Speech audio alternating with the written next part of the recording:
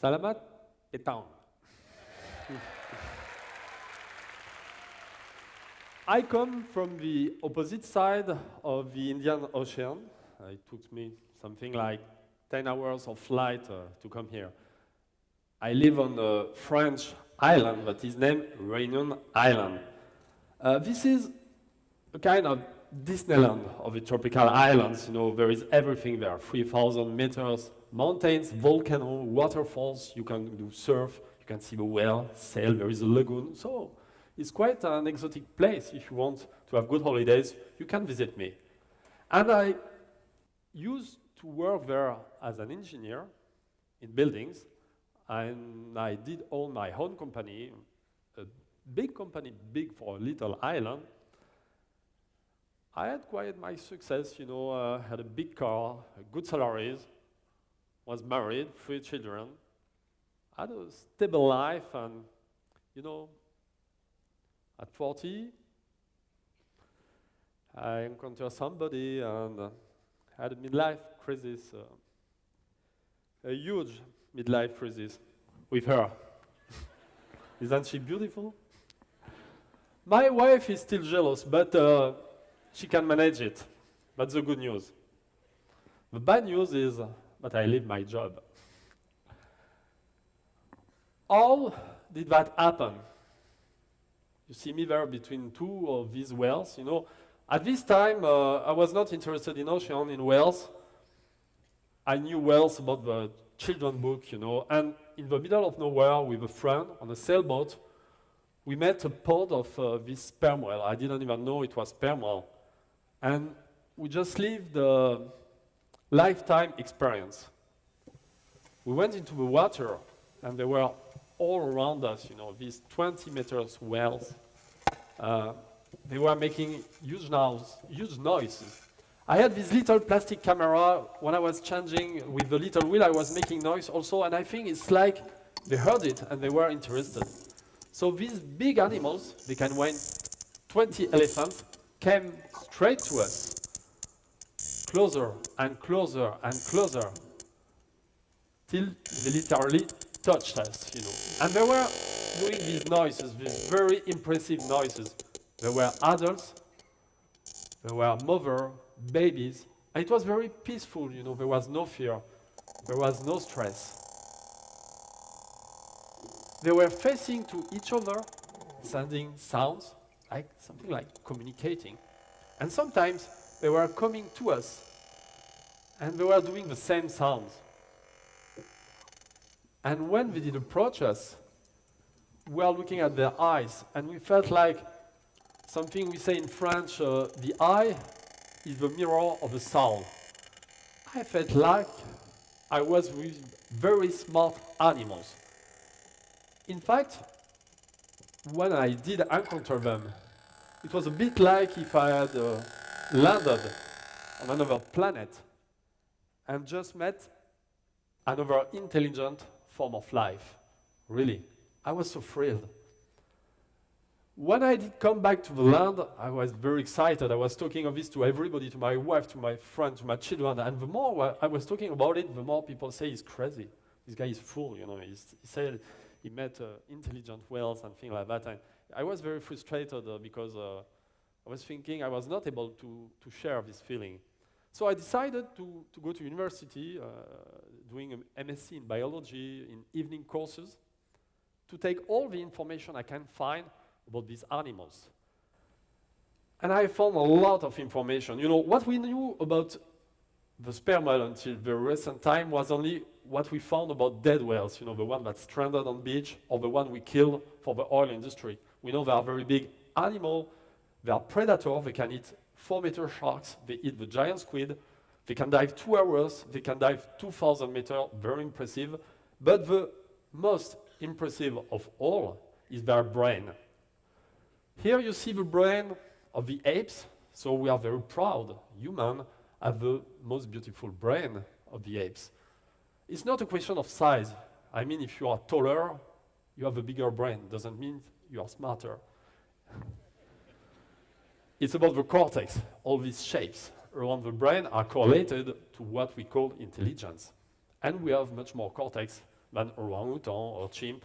But when you see the spermal brain, it's not only the biggest one in the animal kingdom, it has a wonderful cortex.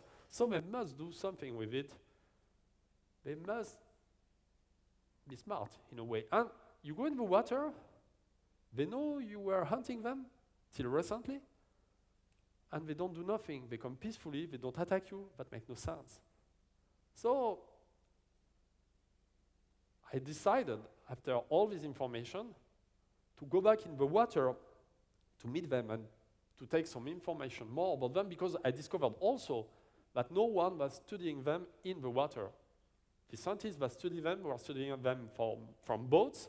They discovered incredible things like they have culture, they have dialects, but they don't go in the water to encounter them. So we decided with a fellow I met just after, Fred Boyle, a former world champion of freediving that is very comfortable with animals. You see that.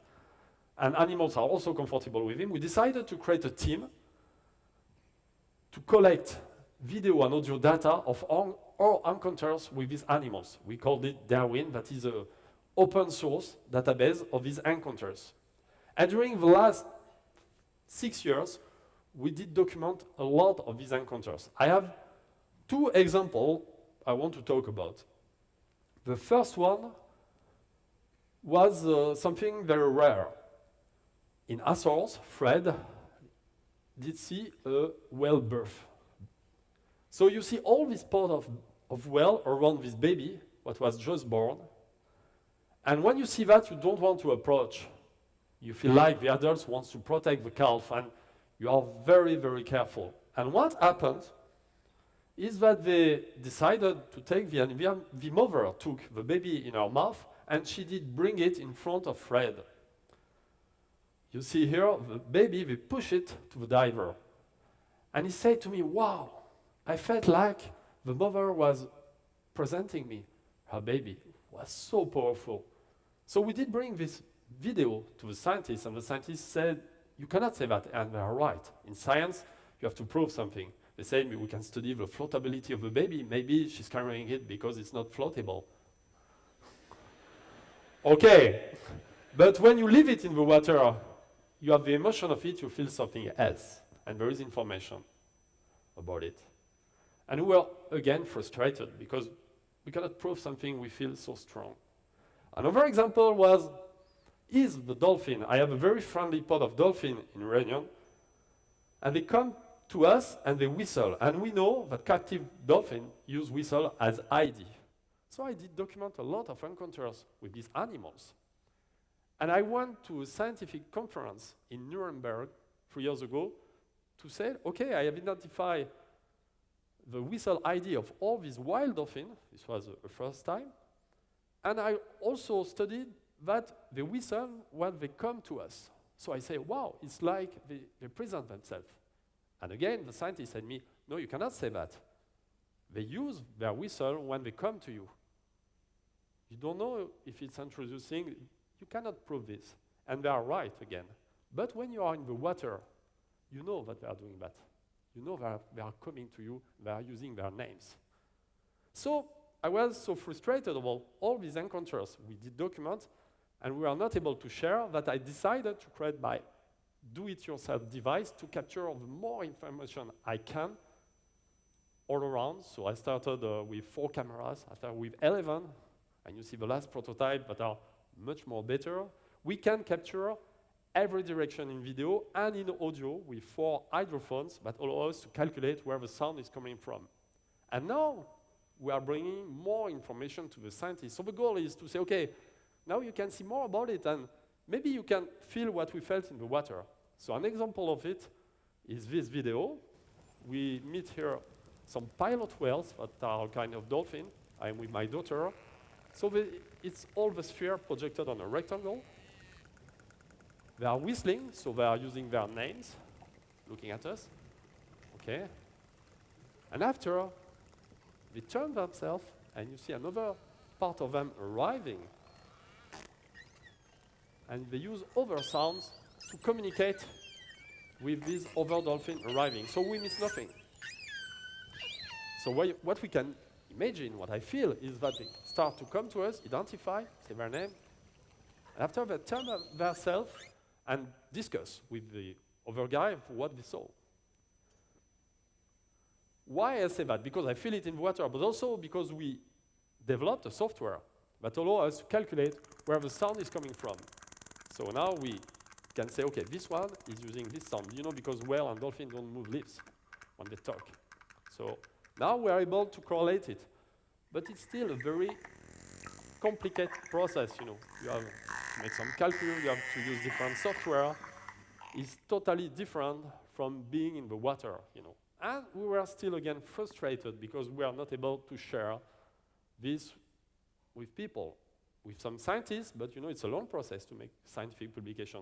What we wanted is to share these encounters and that people can live it. And you know what? A miracle happened. A guy named Mark Zuckerberg, I think, has some money. 2 years ago, decided to buy a little company that was named Oculus, $2 billion. He said, this is the future. You see some of this Google here. And after that, Wall Street was saying, this is cool. And everyone wanted to invest in that thing, Google, Microsoft, everyone. And 2 years later, virtual reality goggles are fashionable, are big industries. 2 years before, no one has got one. I think now, in Christmas, many, many people will have some. So it means that now, all I get in the water, I can share it with a lot of people. The example of that is through a movie we just did with the New York Times. We had the chance to meet a journalist, James Nestor, that did a book about what we did, and the New York Times asked us if it was possible to do the first virtual reality movie of the opinion doc. So we did in April, and we were able to use all these encounters we did for 5 years, and to make a little 5-minute movie about what you feel when you are in the water, with the dolphin, with the whales. And that's a game change. You can see it on a computer, but you can also be at the center of the action. This is in a school right there. You can take these goggles, move, and you are not looking at the whale. The whales are looking at you, and that makes the difference. But not everybody is very happy with virtual reality. Maybe you saw that picture, again, Facebook, and people say, wow, it's a nightmare. All these people are disconnected. It's mind control. I don't agree. I think virtual reality is a tool. If you use it with a good purpose, you can do incredible things. It will reconnect people, and it can reconnect us with the nature. I mean, how many people right there have the chance in their life to meet a pod of sperm whale? Not a lot. With the virtual reality movie we did with the New York Times, millions of people were able to do it. After this talk, maybe hundreds of people will live this experience. How many people can dive, go underwater? Not a lot. Many people will be able to go in the ocean. So this changed all the game. But the main question is why? Why do that? Someone asked me, and very often people ask me, why do you do that? You had a business, and now you are so much into that thing. Is there a way you can do some business with this thing? I say, let me think. Let's talk to the whale and ask them where is the gold, from the shipwreck on the bottom. I create a startup, do fundraising, and I think a lot of people will come with me and we get rich. But do we need more gold for the future? Is it really what we need? The future is not very easy, We talk about global warming, climate change, the resource going down. It's a massive extinction right now. If you talk about the oceans, some people say most form of life in the ocean will disappear within 30 years. So we have to make a change, a quick and big change. Is it the information we have that will make us change? Doesn't work. We have all this information. I think what will make us change is the emotion, the empathy, the love we can have of this nature. And I mean, we don't have to do that because we want our children or the children of our children to be able to see the whales. We have to do that because the whales also love their children. And when you get into the water, you feel that. And you can feel that with virtual reality. Thank you.